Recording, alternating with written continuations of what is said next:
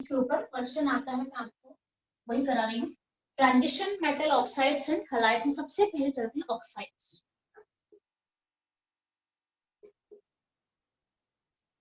ठीक है, तो ट्रांजिशन मेटल जो है उसको अगर मैं ऑक्सीजन के साथ रिएक्शन दिखाती हूँ हाई टेम्परेचर में, इसे हम कहते हैं elevated temperature.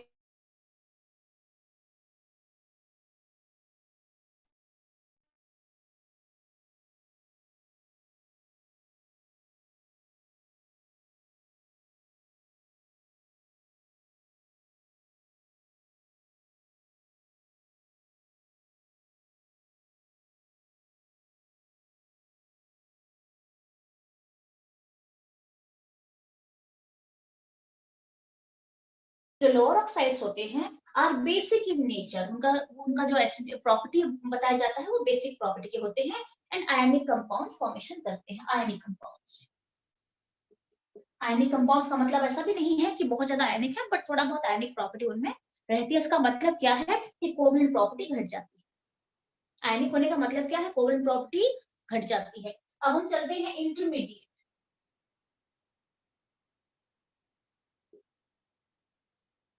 Oxides. Intermediate oxides का मतलब क्या है, जहां पे मेटल का oxidation state in between lower and higher oxides के बीच में रहता है ऑक्सीडेशन स्टेट, हम उसे कहते हैं इंटरमीडिएट ऑक्साइड्स। तो यहाँ पे क्या होता है,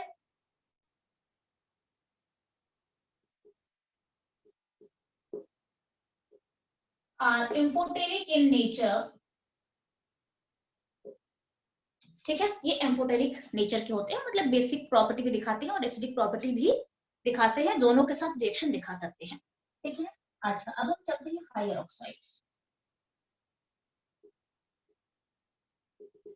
हायर ऑक्साइड्स का मतलब होता है जहां पे ऑक्सीडेशन स्टेट मेटल का हाई रहेगा, हाई ऑक्सीडेशन स्टेट रहेगा, उसे हम कहते हैं हायर ऑक्साइड्स। इन सब के एग्जांपल मैं आपको दूंगी। ठीक है, अब अभी करेंगे कुछ क्वेश्चंस भी करेंगे इसको लेकर रिगार्डिंग। ठीक है, और हायर ऑक्साइड्स का मतलब होता है are acidic in nature and are covalent compound.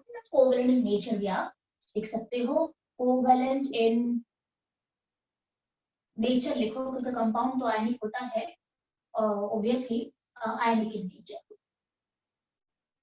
अच्छा, आयनिक इन नेचर का मतलब होता है आयनिक कैरेक्टर बढ़ जाना, आयनिक कैरेक्टर का बढ़ जाना मतलब ज्यादा आयनिक कैरेक्टर टुवर्ड्स मूव करते हैं। और कोवेलेंट का मतलब होता है, हाँ यस बोलो रिद्धि। मानवी को ऐड कर लो। मानवी को ऐड कर दिया, मैंने कर दिया है। ठीक है, तो are acidic in nature and covalent in nature. अच्छा, बोर्ड के एग्जाम में इससे कैसे क्वेश्चंस आते हैं, आपको 4-5 कंपाउंड दे देंगे और आपको पूछा जाएगा कि उसको एसिडिक प्रॉपर्टी के इंक्रीजिंग या डिक्रीजिंग ऑर्डर में अरेंज करो। ठीक है, तो आप कैसे अरेंज करोगे कुछ एग्जांपल के साथ ये कर लेते हैं, फिर हम चलेंगे हाइलाइट्स में चलेंगे। ठीक है,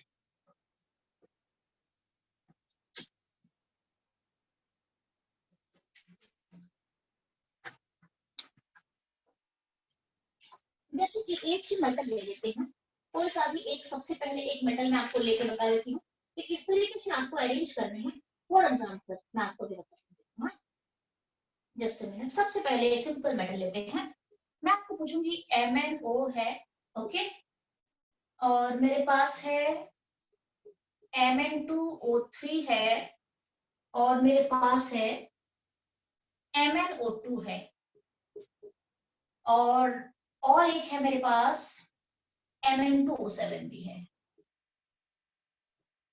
क्लियर, मेरे पास ये 4 मैंगनीज ऑक्साइड्स हैं, डिफरेंट डिफरेंट ऑक्सीडेशन स्टेट्स में जा रहा है, डिफरेंट डिफरेंट ऑक्सीडेशन स्टेट आ रहा है। इसमें ऑक्सीडेशन स्टेट आ रहा है +2, यू कैन चेक हियर। यहाँ पे आ रहा है +3, यहाँ पे जाता है +4 और यहाँ पे जाता है +7। आपको पूछा जाएगा इसको एसिडिक प्रॉपर्टी के इंक्रीजिंग ऑर्डर में अरेंज करो या डिक्रीजिंग ऑर्डर में अरेंज करो, ये पूछा जा सकता है। या फिर पूछा जा सकता है which out of this are basic in nature, और ये भी पूछा सकता है which one is the most acidic compound in between this compounds। ठीक है, इस तरीके से भी आपको पूछा जा सकता है। तो आप कैसे बताओगे? यहाँ पे बताया गया है lower oxides are basic in nature, definitely ये बेसिक नेचर का है, डेफिनेटली ये बेसिक नेचर का है, क्योंकि चारों में से सबसे लोअर ऑक्सीडेशन स्टेट यहाँ पे बन रहा है मैंगनीज का, ट्रांजिशन मेटल का, ठीक है। अच्छा, अगर आप उस तरीके से देखें तो ये दोनों के दोनों, ये जो है वो एम्फोटेरिक बनेगा और ये भी थोड़ा बहुत एम्फोटेरिक बन सकता है, but moving towards acidity, acidic property, moving towards acidic property वो जा रहा है, क्योंकि धीरे धीरे ऑक्सीडेशन नंबर मेरा बढ़ रहा है, तो एसिडिक प्रॉपर्टी भी इस तरीके से बढ़ रहा है। सबसे बेसिक ये है, उसके बाद ये थोड़ा एम्फोटेरिक नेचर का होगा, ये स्लाइटली एम्फोटेरिक नेचर घट के एसिडिक के टुवर्ड्स जाएगा, और सबसे ज्यादा एसिडिक ये बनने वाला है, ठीक है।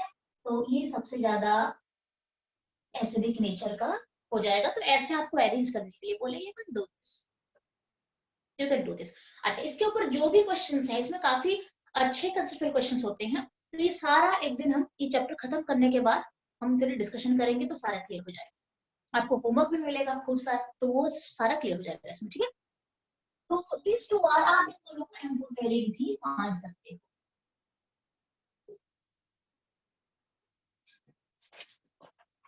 क्लियर है? और बाकी किसी भी तरीके से आपको मोस्ट एसिडिक कौन है, मोस्ट बेसिक कौन है, इस तरीके से आपको पूछ सकते हैं, ठीक है ना। अच्छा, so these are the acidic property के बारे में आपको बता दिया है, लोअर ऑक्साइड्स, इंटरमीडिएट और हायर ऑक्साइड्स किस तरीके से बिहेव करते हैं। इन तीनों में से आपको पूछा जाएगा सबसे ज्यादा आयनिक नेचर का कौन सा कंपाउंड है, सबसे ज्यादा आयनिक नेचर का कंपाउंड कौन है? This is most ionic with lower oxidation state. बता दिया है आपको, लोअर ऑक्साइड जो होते हैं वो आयनिक नेचर के मोस्टली होते हैं, ठीक है। और अगर आयनिक है तो ऑटोमेटिक है, जो आयनिक होते हैं वो सोल्यूबल भी होते हैं बेटर वाटर पोलर सॉल्वेंट में। धीरे धीरे सोल्यूबिलिटी घट जाएगी, क्योंकि कोवेलेंट प्रॉपर्टी बढ़ जाएगी। अब देखो यहाँ पे, ये सबसे ज्यादा कोवेलेंट नेचर का होगा, हायर ऑक्साइड से कोवेलेंट इन नेचर, ये सबसे ज्यादा कोवेलेंट नेचर का हो जाए। Higher the oxidation state, higher is the covalency. Lower the oxidation state, lower, I mean higher is the ionic property.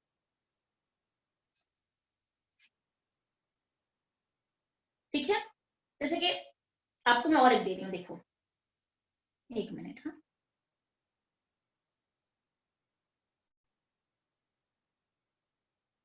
Just minute. इसमें एक्चुअली क्रोमियम का है, क्रोमियम का है, क्रोमियम का और कहीं पे भी नहीं है। अच्छा, आपको जैसे ऐसे दिया जाएगा, एक दे देंगे वेनेडियम ऑक्साइड दे देंगे, और एक आपको दिया जाएगा, मैं आपको बताती हूँ, V2O3 दे देंगे, और आपको पूछा जाएगा V2O5 दे देंगे, और आप इसको अरेंज करो increasing order of acidic property. Automatic है, यहाँ पे +2 बन रहा है वेनेडियम का, यहाँ पे +3 बन रहा है, और यहाँ पे +5 बन रहा है, तो this is the increasing order of acidic property. Higher the oxidation state, higher the acidic property. इस तरीके से आप इसे सॉल्व कर सकते। सबसे पहले आप एक काम करना, ट्रांजिशन मेटल में कहीं पे कोई क्वेश्चन हो, सबसे पहले आपका काम होता है ऑक्सीडेशन स्टेट निकाल देना, और ऑटोमेटिक है उसके बाद आपको एक वे मिल ही जाएगा कि किस तरीके से सॉल्व आगे बढ़ना है, ठीक है।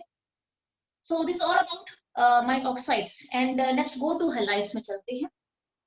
ये लिख दो, फिर मैं इसे रब करती हूँ। और वैसे भी, अच्छा, हैलाइड्स के बारे में आप सबको पता है, आपको वैसे भी पता है हैलाइड्स किस तरीके से, फिर भी थोड़ा बता दूंगी।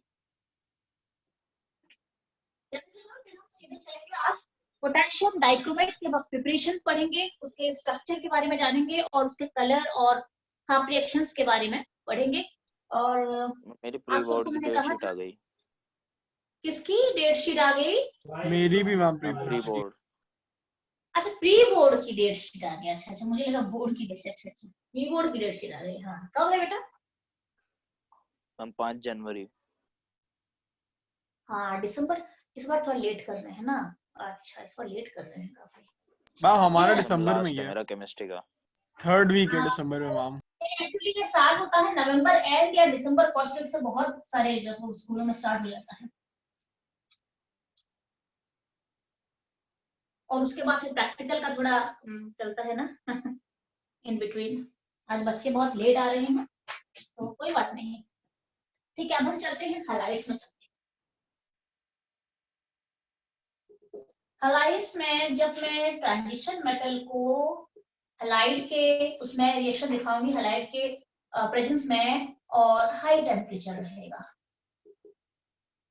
तो क्या बनेगा, मेरा हैलाइड्स फॉर्मेशन हो जाएगा। मेटल को हैलोजन के प्रेजेंस में, हैलोजन के साथ रिएक्शन दिखाया जाएगा हाई टेम्परेचर में, तो हैलाइड्स।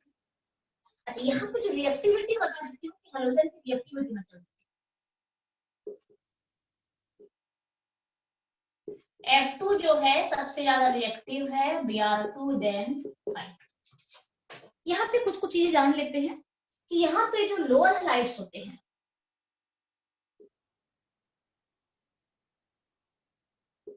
जो लोअर हैलाइड्स होते हैं आयनिक इन नेचर होते हैं,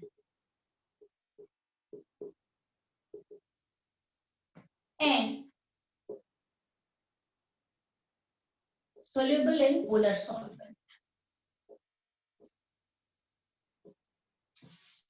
ठीक है, जो लोअर हैलाइड्स होते हैं आयनिक इन नेचर होते हैं, soluble in polar solvent होते हैं, और जो हाई हैलाइड्स होते हैं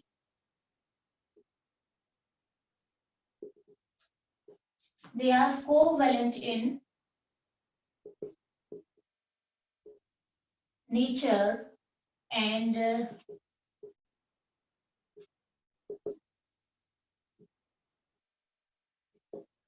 in polar solvent। ठीक है, ओके। जहां पे आप कौन सा रूल यूज करते हो, फजान्स रूल।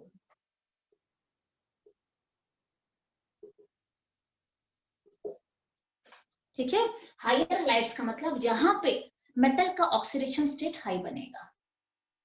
ठीक है, लोअर हैलाइड्स में जहां पे ऑक्सीडेशन स्टेट घट जाएगा।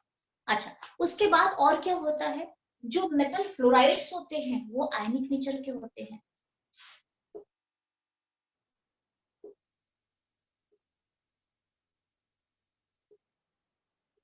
हमेशा, क्योंकि पोलैरिटी बढ़ जाती है, इलेक्ट्रोनेगेटिविटी का डिफरेंस भी बढ़ जाता है। फ्लोरीन सबसे ज्यादा इलेक्ट्रोनेगेटिव है, तो इलेक्ट्रोनेगेटिविटी का डिफरेंस बढ़ेगा तो ऑटोमेटिक आयनिक कंपाउंड बनेगा। तो metal fluorides are ionic in nature, but chloride, आपका ब्रोमाइड एंड आयोडाइड जो होते हैं वो they move towards covalent nature. ठीक है, तो ये आप देख लेना, जैसे कि ये आयनिक नेचर के होते हैं, रेस्ट आर मोस्टली कोवेलेंट। मैं लिख देती हूँ, रेस्ट आर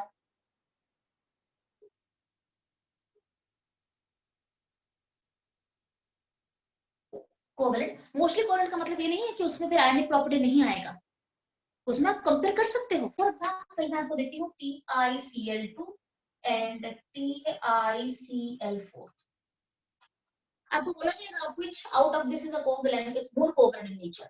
ये हमेशा more या less के टर्म में आएगा, क्योंकि कोवेलेंट तो दोनों नेचर दिखाएंगे थोड़ा बहुत, बट अगर कंपेयर करूंगी तो ये थोड़ा ज्यादा कोवेलेंट होगा और ये स्लाइटली लेस कोवेलेंट और आयनिक की तरफ मूव करेगा। क्यों? बिकॉज यहाँ पे टाइटेनियम का ऑक्सीडेशन स्टेट +2 जाएगा और यहाँ पे +4 जाएगा। So higher the oxidation state, I mean covalent is the property, more covalent is the property। ठीक है, so out of these two which one is more covalent, this one is more। और वहां पे भी पदार्थ जो नहीं यूज होता है, कैसे यूज होता है, अगर ऑक्सीडेशन स्टेट बढ़ जाएगा, जैसे +2 है पे +4 है, तो हायर ऑक्सीडेशन स्टेट पे टाइटेनियम आयन का जो साइज है वो घट जाएगा। जैसे ही ऑक्सीडेशन स्टेट बढ़ता है, चार्ज बढ़ जाता है, वैसे ही कैटायन का साइज जो है वो छोटा हो जाता है, और साइज जब कैटायन का डिक्रीज करता है तो वो ज्यादा कोवेलेंट, पोलराइजिंग पावर बढ़ जाता है, और पोलराइजिंग पावर बढ़ते ही कोवेलेंट प्रॉपर्टी भी बढ़ जाती है। आप पहले भी ये कर चुके हो पी ब्लॉक में। All clear? ठीक है, जैसे आपको ये पूछा जाएगा मैम पर ऑक्सीडेशन बढ़ने से तो एसिडिक प्रॉपर्टी भी तो बढ़ती है। हाँ हाँ हाँ, ऑटोमेटिक है, ऑक्सीडेशन बढ़ने से एसिडिक प्रॉपर्टी भी बढ़ेगी। आपको बताया तो था कि ऑक्साइड में, आपको ऑक्साइड में बताया था ना कि एसिडिक प्रॉपर्टी बढ़ती है। एसिडिक प्रॉपर्टी और कोवेलेंट एक साथ हो सकते हैं एटम? हाँ, आपको कहा था, अभी तुम प्रेजेंट थे कि नहीं? ऑक्साइड से पढ़ाया था मैम अभी मैं थोड़ा वो हो गया था, मैम लेट हो गया था। अच्छा अच्छा अच्छा, इससे पहले मैंने ऑक्साइड्स पढ़ाया है, और ऑक्साइड्स में मैंने बताया है, ऑक्साइड्स में मैंने स्टार्टिंग से बताया है कि अगर ज्यादा ऑक्सीडेशन हाई ऑक्साइड्स होगा तो कोवेलेंट भी होगा, और साथ में एसिडिक भी होगा, दोनों होगा। क्लियर है? Okay okay ma'am. ठीक है। बट यहाँ पे हम एसिडिक प्रॉपर्टी नहीं देखते हैं बेसिकली, ये बेसिकली एक हलाइड्स है ना ये, तो हम बेसिकली ऑक्साइड, आप एसिडिक प्रॉपर्टी कहाँ पे देखते हो? ऑक्साइड्स में, ऑक्सो एसिड्स में, हाइड्रोक्साइड्स में आप चेक करते हो, हाइड्राइड्स में चेक करते हो, तो ये आ गया हलाइड्स आ गया ये, ठीक है। तो यहाँ पे हम मोस्टली वही चेक करते हैं, आयनिक है, कोवेलेंट है, इसका रिड्यूसिंग पावर, ऑक्सीडाइजिंग पावर। अच्छा इन दोनों में कौन ज्यादा, अगर रिड्यूसिंग हम कहेंगे तो बेसिकली क्या होता है, ये तो आपका पी ब्लॉक एलिमेंट है नहीं कि आप यहाँ पीनट पे इफेक्ट लागू कर दोगे। This is a D block element. तो फिर देखा जाएगा कि हाँ टाइटेनियम जो है किस स्टेट में ज्यादा स्टेबिलिटी लेता है, उस स्टेट में वो बेटर रहना पसंद करता है, फिर उस तरीके से आप डिसाइड करोगे रिड्यूसिंग है, ऑक्सीडाइजिंग है, क्या है, ठीक है। नेक्स्ट अगर वो कहीं स्टेबल में जाता है तो वो 100% रिड्यूस है, ऑक्सीडाइज होना पसंद करता है। तो आपको यहाँ पे अगर क्वेश्चन आएगा, मैं जब पूरा आपको क्वेश्चन कराऊंगी, बोर्ड के एक वन क्वेश्चन हम सारे करेंगे, तो इसके अंदर ऐसे खूब सारे क्वेश्चंस आएंगे। क्लियर है? अच्छा इसके बदले आपको ये बता देती हूँ कि एजी जो एजीएफ जो है ये हमेशा आयनिक है, सोचना नहीं आपको, but it provides ionic in nature. AGF जो है ये आयनिक है, जबकि AgCl हो गया, AgBr हो गया, AgI हो गया, ये सारे कोवैलेंट हैं, प्रॉपर्टी के हैं, ये आयनिक नेचर का ही कोवैलेंट है सारा। क्लियर? ओके। क्यों ऐसा क्यों है? Why this is ionic and why this is a covalent?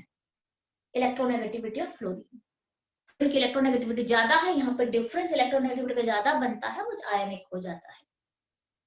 यहाँ पे धीरे धीरे इलेक्ट्रोनेगेटिविटी घट रही है, सबसे ज्यादा कोवेलेंट ये बनेगा प्रॉपर्टी का, ठीक है। तो ये है ऑक्साइड्स और हलाइड्स को लेके कुछ क्वेश्चंस आपको दे सकते हैं, ठीक है। तो ये आप समझ गए हो। अब हम सीधे चलेंगे ट्रांजिशन मेटल कंपाउंड्स में चलेंगे, एक्स्ट्रा कौन कौन से कंपाउंड्स बनाते हैं।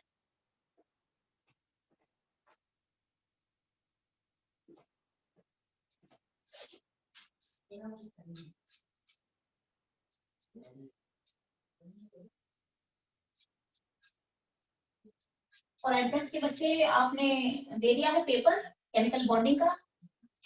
मैम आज नहीं दे पाया हूँ पेपर। अरे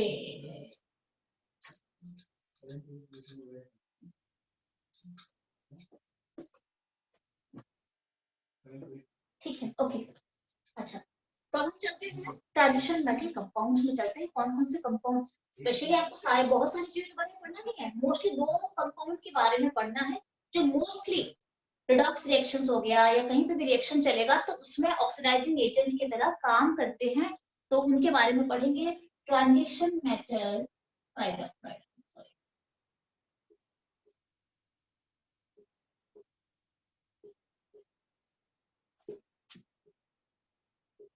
कंपाउंड, कौन कौन से कंपाउंड के बारे में हमें पढ़ना है? हम दो कंपाउंड के बारे में यहाँ पे पढ़ेंगे, एक तो पढ़ेंगे पोटेशियम डाइक्रोमेट के बारे में, राइट डाउन,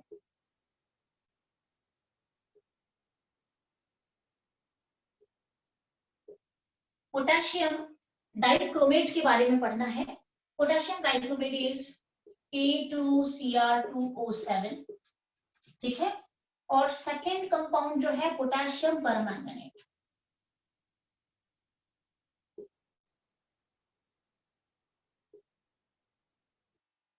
ठीक है, दिस इज KMnO4, ठीक है। ये है ट्रांजिशन मेटल के कंपाउंड्स, ये आयनिक नेचर के होते हैं, आयनिक नेचर के होते हैं। मैं आपको बताती हूँ ये बेसिकली होते क्या है। देखो यहाँ पे आप देख सकते हो पोटेशियम, आप इसके बाद में डिटेल में भी जानेंगे, हम पहले one by one solve proper पढ़ेंगे, उनके प्रिपरेशन पढ़ेंगे, कलर के बारे में जानेंगे, और वो एसिडिक बेसिक मीडियम में कैसे रिएक्ट करते हैं उसके बारे में जानेंगे, और स्ट्रक्चर भी जानेंगे, और कुछ कुछ हाफ रिएक्शंस के बारे में भी मैं आपको बताऊंगी, ठीक है। तो ये जो ट्रांजिशन मेटल कंपाउंड्स होते हैं ये बेसिकली यहाँ पे ट्रांजिशन मेटल यहाँ पे है क्रोमियम, ठीक है, ओके। और ये है मैंगनीज, ये भी एक ट्रांजिशन मेटल है, ठीक है। तो बेसिकली ये जो बनाते हैं यहाँ पे ये आयनिक बॉन्ड से जुड़े हुए हैं, बिकॉज पोटेशियम अल्कली मेटल है, तो ये वाला जो है वो कोवेलेंट है, एक जो पोर्शन है Cr2O7 2-, ठीक है, क्योंकि ये हाईली सोल्यूबल इन वाटर है, और जब ये बेसिकली सॉल्ट के फॉर्म में माने जाते हैं, वन टाइप ऑफ सॉल्ट मान लो इसे, ठीक है। और ये जब डिसॉल्व करते हैं तो कैटायन और एनायन में कन्वर्ट होते हैं, और जो एनायनिक पार्ट होता है that is responsible for all kind of properties. यहाँ पे जब डिसोसिएट करता है वो आपका कैटायन और एनायन में, तो जो एनायनिक पार्ट होता है that is responsible for all type of property, like oxidising nature हो गया, कलर फॉर्मेशन हो गया, एंड मेनी मोर। एसिडिक में कैसे पीएच में, लो पीएच में कैसे बिहेव करेगा, हाई पीएच में कैसे, इसमें कौन रिस्पॉन्सिबल होता है? The anionic part, that is Cr2O7 2- is responsible for everything, and here MnO4- is responsible for everything. ये तो अल्कली मेटल है, इसके बदले सोडियम डालो, इसके बदले कुछ भी डालो, रिस्पॉन्सिबिलिटी कौन लेता है? कलर ऑफ द कंपाउंड के लिए ट्रांजिशन मेटल खुद लेता है। अभी आपने थोड़ी देर आपको लास्ट क्लास पढ़ाया था मैंने कि ट्रांजिशन मेटल कलर कंपाउंड बनाते हैं ड्यू टू डी ट्रांजिशन, ठीक है। अच्छा, तो सबसे पहले हम जानेंगे ये दोनों के दोनों, थोड़ा रफ आइडिया देती हूँ, फिर हम प्रॉपर चलेंगे K2Cr2O7 के प्रिपरेशन। ये पूरा दिया जाता है, पूरा आपको ये 2-3 मार्क्स के पूरा प्रिपरेशन आता है, देखो प्रिपरेशन स्टेप बाय स्टेप, ठीक है। और इसमें हाफ रिएक्शंस भी बैलेंस करने के लिए देते हैं। दोनों के दोनों बहुत अच्छे ऑक्सीडाइजिंग एजेंट है, राइट। दोनों के दोनों कलर होते हैं, ये ऑरेंज कलर का होता है, ये पर्पल कलर का होता है। दोनों के दोनों सोल्यूबल इन वाटर भी होते हैं, ये हाईली सोल्यूबल होता है, ये थोड़ा कम सोल्यूबल होता है। तो बिकॉज दे ऑक्सीडाइजिंग एजेंट की तरह काम करते हैं, काफी सारे रिएक्शन में एलिमेंट या कंपाउंड को ऑक्सीडाइज करने के लिए इनको इस कंपाउंड को यूज करा जाता है, ठीक है। ओके, तो हम सबसे पहले चलते हैं पोटेशियम डाइक्रोमेट में चलते हैं। सबसे पहले पोटेशियम डाइक्रोमेट K2Cr2O7। अच्छा, मैं सीधे आपको रिएक्शंस यहाँ पे लिखवा देती हूँ कि कैसे हम इसको प्रिपेयर करेंगे, ध्यान से देखना, क्योंकि इसके अंदर से क्या होता है, अगर प्रिपरेशन आता है तो क्या होता है, बच्चे खुद इजीली लर्न कर लेता है, पूरा रट लेता है, 3-4 स्टेप और लिख के देता है। बट अंदर से अगर आपको कोई क्वेश्चन पूछा जाएगा रिएक्शन के अंदर से, तो बच्चे फिर उसमें थोड़ा उनको दिक्कत हो जाती है। तो देख लो, ध्यान से देख लो कैसे क्या होता है, ठीक है। और कितना टाइम बचा लेना इस सेशन के लिए? आपका अटेंडेंस भी नहीं लिया मैंने। 5 मिनट है। 5 मिनट बचे हैं। एक काम करते हैं, थोड़ा पढ़ा देती हूँ मैं आपको, और ये सारे बच्चे आप दोबारा जब एडमिट आप आओगे दोबारा, तो इसको फिर पूरा कंप्लीट भी करेंगे अगर टाइम मिला। नहीं, आज इसमें काफी टाइम लगेगा, इसका डिटेल बताना है मुझे पूरा, ठीक है। इसका जो अंदर का जो बोर्ड के क्वेश्चंस आते हैं सारे बताने हैं, तो इसमें टाइम लगेगा। KMnO4 नेक्स्ट क्लास पढ़ेंगे, ठीक है। अच्छा, K2Cr2O7 कैसे बनता है, प्रिपरेशन कैसे होता है? ये एक ऑरेंज कलर का एक क्रिस्टलाइन सॉलिड है, ये एक ऑरेंज कलर का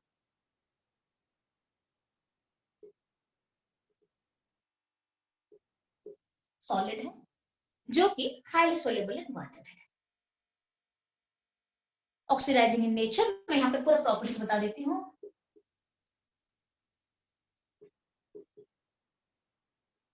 उसके बाद प्रिपरेशन भी आपको बताऊंगी, ऑक्सीडाइजिंग इन नेचर एंड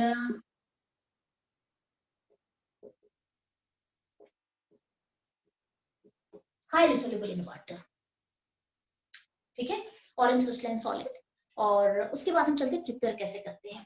इसको क्रोमाइड ओर से बनाया जाता है। कहाँ से बनाया जाता है? क्रोमाइड ओर से बनाया जाता है। जब क्रोमाइड और रिएक्शन दिखाता है किसके साथ? सोडियम कार्बोनेट के साथ रिएक्शन दिखाता है सफिशिएंट एयर के प्रेजेंस में। तो क्या होता है, सबसे पहले मेरा बनता है इसमें आपका सबसे पहले सोडियम क्रोमेट बनता है, क्योंकि सोडियम कार्बोनेट है तो सोडियम क्रोमेट आयन बनता है। सोडियम क्रोमेट फिर एसिडिक मीडियम में जाता है और सोडियम डाइक्रोमेट बनाता है। और सोडियम, बिकॉज मुझे पोटेशियम डाइक्रोमेट चाहिए, तो सोडियम डाइक्रोमेट को फिर रिएक्शन दिखाया जाता है किसके साथ? KCl के साथ। तो फाइनली लास्ट स्टेप में मेरा सोडियम पोटेशियम डाइक्रोमेट का फॉर्मेशन होता है, ठीक है। तो यहाँ पे आप थोड़ा ध्यान देना। मैं सबसे पहले लेती हूँ, मेरा यहाँ पे आता है Fe2Cr2O। This is chromite ore, this is my chromite ore, you can write here.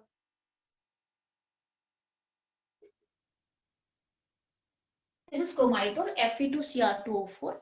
ये रिएक्शन दिखाता है Na2CO3 एंड ऑक्सीजन के साथ।